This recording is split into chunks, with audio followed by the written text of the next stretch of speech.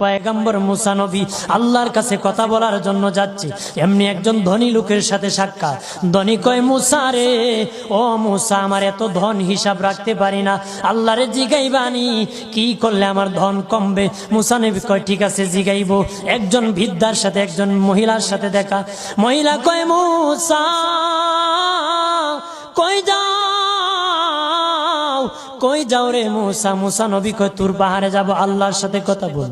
মুসা রে, আল্লাহরে জিগাইবানি, আমি গরিব মানুষ, আমি ভালো কিছু কিনতে পারি না, ছেলে মেয়েকে ভালো কিছু খাওয়াইতে পারি না, ভাঙ্গা ঘর, এত গরিব, ভালো করে ঘর বানাইতে পারি না, আল্লাহরে জিগাইবানি কি করলে আমার উন্নতি হবে, ধনী হব, টাকা পয়সা হবে, আল্লাহরে জিগাইবানি।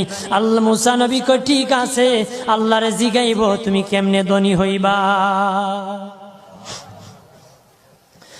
আল্লাহ নবী মুসা নবী তিন রাস্তার মোড়ে যা দেখে একটা লোক বসে আছে, তার দুই হাত নাই, দুই পা নাই, দুই হাত নাই, দুই পা নাই।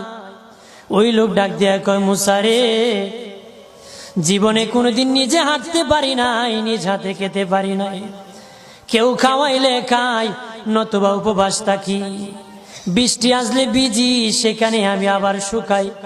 ও মুসা, জীবন